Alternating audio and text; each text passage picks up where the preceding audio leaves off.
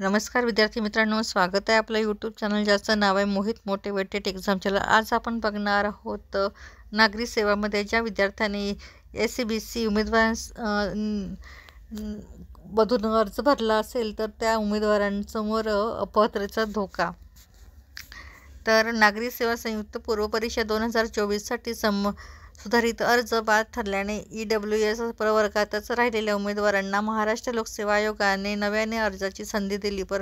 तर मुख्य परीक्षेचा अर्ज करताना SCBC उमेदवारांना नॉन क्रिमिनल प्रमाणपत्र आहे किंवा नाही हा दावा करण्याची पुन्हा संधी दिली। मात्र न्यायालयाच्या यापूर्वीच्या निकालानुसार एकापेक्षा जास्त टप्पे असलेल्या परीक्षा पहिल्या टप्प्यात जी परिस्थिती असते ती नंतर बदलणे कायद्याने अवैध ठरते। त्यामुळे मुलाखतीनंतर SCBCचे उमेदवार अपात्र ठरण्याचा धोका आहे। पूर्व परीक्षा 2024 ची जाहिरात डिसेंबर 2023 प्रसिद्ध झाली। यावेळी राज्यात मराठा आरक्षण लागू झाले नव्हते, त्यामुळे काही मराठा उमेदवारांनी खुल्या तर काहींनी EWS प्रवर्गातून अर्ज केले। फेब्रुवारी 2024 राज्यात सामाजिक व शैक्षणिकदृष्ट्या मागास SCBC आरक्षण लागू झाले। या दरम्यान मराठा समाजातील अनेकांना इतर मागास म्हणजेच OBC प्रमाणपत्र देण्याची मोहीम राबवण्यात आली। त्यामुळे MPSCने शुद्धीपत्र काढून ज्या मराठा उमेदवारांनी अराखीव म्हणजेच खुला अथवा EWS प्रवर्गातून अर्ज केला असेल त्यांना SCBC मधून किंवा OBC मधून नव्याने अर्जाची संधी दिली। त्यानुसार विद्यार्थ्यांनी सुधारित अर्ज केले। SCBC किंवा OBC या लाभ घेण्यासाठी नॉन क्रिमिनल प्रमाणपत्र बंधनकारक आहे।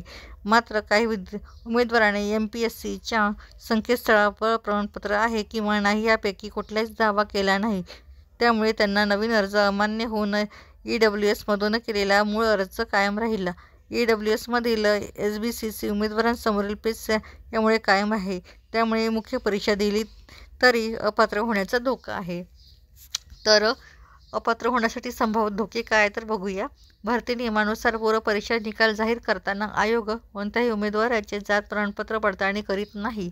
या परिस्थितीत मुलाखती दरम्यान होणाऱ्या कागदपत्र पडताळणीच्या वेळी SBC उमेदवार अडचणीत येण्याची शक्यता आहे।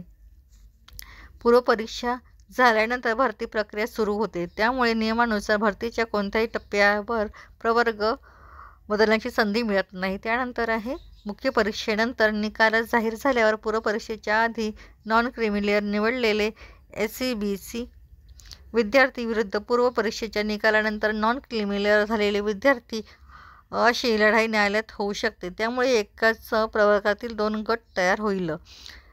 आयोगाचा बोलण्यास नकार। याबाबत प्रतिक्रिया मिळविण्यासाठी आयोगाचे अध्यक्ष आणि सचिवांशी संपर्क साधला असता यांनी यावर तुर्तच बोलण्यास नकार दिला आहे। तर ही होती MPSCच्या विद्यार्थ्यांसाठी आलेली नवीन अपडेट। अशाच नवीन अपडेट पाहण्यासाठी व्हिडिओला लाईक करा, शेअर करा, कॉमेंट्स करा आणि जास्तीत जास्त विद्यार्थ्यांपर्यंत हा व्हिडिओ पोहोचवा आणि व्हिडिओ आणि चॅनलला सबस्क्राईब करायला विसरू नका।